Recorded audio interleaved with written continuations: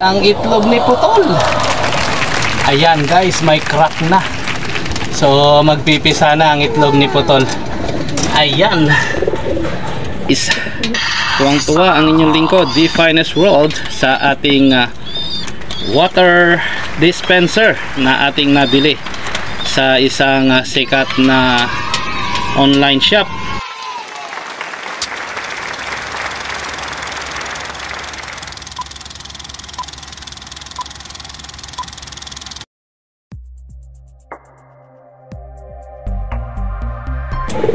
So gaya nga ng inaasahan guys, may similya ngayon si Putol.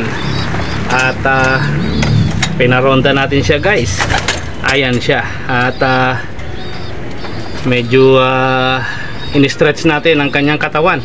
At healthy sa kabila ng kanyang kapansanan. At sabi ko nga sa inyo guys ay may similya ngayon si Putol. At papisa nga ngayong araw or bukas ang kanilang mga itlog dahil nga sa may crack na ang mga ito. So nawa ay maging healthy ang kanilang mga anak. At mukhang may dagit tayong puti. Ayan guys, inakay. Kanina pa yan na hindi umaalis dyan guys, kasama nila sa pagronda. So mukhang may bisita tayo na i-welcome na naman dito sa ating baratang kulungan. So ayan na nga guys si Putol. At ang ating pagudpod finisher na si Putol ay magpipisa na. Ayan si Putol guys. At medyo in-stretch natin siya ng konti para mag-ronda-ronda siya. Ayan nga, at naglilimlim na siya guys. At ang kanyang mga itlog na yan ay papisa na. It's either mamayang hapon or bukas ng umaga. Dahil nakita ko nga may crack nga sila, no? Ayan, so meron tayong update sa mga ibon natin. At meron pa tayong dagit ngayon. Kung sino man ang nagmamay-ari nito, nawa ay makauwi ka pa. Siya nga po pala guys. A few inches later. Tuwang-tuwa ang inyong lingkod, The Finest World, sa ating water dispenser na ating nabili sa isang sikat na online shop.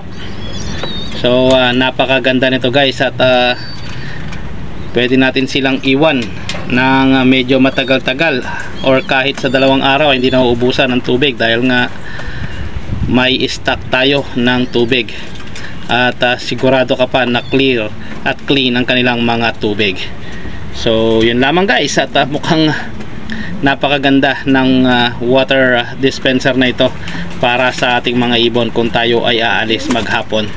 Kagaya ko na walang Lokman, the best ang water dispenser na ito guys para sa ating mga ibon. So napakaganda naman kasi guys. At talagang sisiguraduhin mo na fresh ang kanilang tubig na naiinom every time na sila ay nagbabawas dyan sa kanilang drinker. Tamang tama ito guys sa ating mga breeder upang hindi sila nauubusan ng tubig. Ayan, so kung gusto mo ng 2 litrong stock ng tubig, pwedeng pwede yan sa ating mga drinker na yan.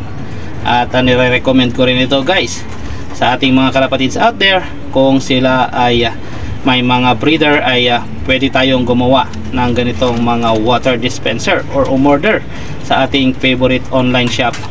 Murang-mura lang naman yan guys. At talaga namang very affordable at talaga namang napakaganda para sa ating mga ibon. Ayan na nga po pala si Redmanizer baby. Talagang napakaganda ng kanyang itsura guys. At na-adapt na rin naman niya ang pakikisama sa mga Edwin Muli babies na kanyang kasama dito sa ating baratang kulungan, while ang kanilang mommy ay naglilimlim na naman. So ang ating mga Edwin Muli babies ay ililipad natin yan ng north, kasama yan si Redmanizer baby. Alright, so abang-abang tayo dyan guys. At ang ating sikulit ay naglilimlim na ulit. So siguro mga 1 week na ang kanilang mga nililimliman na ito. At iniwalay ko na nga si Redmanizer baby. Yan, si Colette ay hindi rin basta-basta ang linyada niyan, sapagkat Santa Ana finisher ang kanyang daddy, at ang kanyang mami naman ay ang ating Taiwan lines, na kamakailan lamang ay naging controversial dahil sa kanyang pagkawala. Buti na lang may isang nagmamagandang loob na ibinalik ito sa atin. And at the same time, at bilang tanaw ng utang na loob sa kanyang pagmamagandang loob, guys, ipinahiram ko muna sa kanya ang ating si Taiwan, at nangako naman ang inyong lingkod sa 2 clutch na kanyang gagawin ay tsaka ko na lamang siya kukunin, upang sa ganon ay meron siyang linyada at sure na kay Taiwan ang mga linyadang iyon. At ang partner ng ating old line red ay medyo malalaki na ang kanyang mga inakay. So nawa ay may mga kulay din ni old line red ang lumabas sa kanyang mga anak na ito, guys. Ayan, pinalipad ko ulit ang ating mga ibon, pero kasama pa rin nilang bumababa ang inakay na puti na ito, guys. Mukhang hindi na naman ito aalis, at dito na ito maglalagay sa ating baratang kulungan. Napakaswerte naman ng ibon na ito, sapagkat dito napunta sa inyong lingkod, Be Finest World. Ayan na nga ang ating si Bad Boy Colette. Ang kanyang mga anak ay manalahat sa kanyang mga mami. So all blue lines nga lahat ang mga inilabas ni Bad Boy Colette. Pero ang sa kabila nito ay napaka masaya ko pa rin, sapagkat si Bad Boy Colette ay hindi pa pala talagang totoong baog. Dahil sa tulong yan ng ating ginamit na pampalakas ng similya, ang Euro Libo ng kampiyon. Ayan, at ang ating si Bad Boy Colette ay nagsimilya na, at nagkaroon na siya ngayon ng kanyang mga supling. So nawa sa susunod ay maglabas siya ng kasing kulay ni Bad Boy Colette, na sadya naman talagang napaka paborito natin, guys. Ayan, napaka gwapo ng ating si Bad Boy Colette. Wow, medyo may edad na si Bad Boy Colette. Siya nga pala, guys, sa nagtatanong kay Bad Boy Colette, ito ay isang Jansen cross sa Belgium lines na ating old lines ng ating unang lop. So kaya paborito natin yan, guys. At ang lahi niyan, guys, ay dumulo na rin at nakarating na rin ng Santa Ana. So Santa Ana finisher din, guys, ang lahi niyan, kaya't sigurado natin na the best ang kanilang linyada.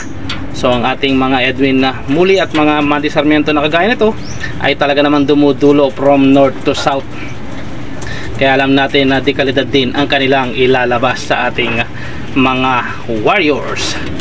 So ang kaya naman ang inyong lingkod hindi naghihinayang kahit na kanino'y pares itong si Bad Boy Colette, pagkat alam ko ang kanyang linyada ay the best at dumudulo rin. So nawa ay magmana ang kanyang mga anak sa kanilang mga old lines grandpa and grandma, sapagkat ang mga old lines nila ay talagang dumulo ang mga yan, guys. So yan lamang, guys, ang inyong lingkod nag-update. So lagi nating pipiliin ang maging masaya sa lahat ng oras, at gawin nating pagpapala ang buhay ng bawat isa sa bawat taong makakasalubong natin. At shoutout nga pala sa ating mga kalapatids out there na walang sawang tumatangkilik sa ating mga uploads at videos. Ito ang inyong lingkod, Be Finest World. Always choose to be happy and be courteous to others. And let the Lord God Almighty be the center of our lives. Bye for now and God bless. Ayan si Black Diamond Putol.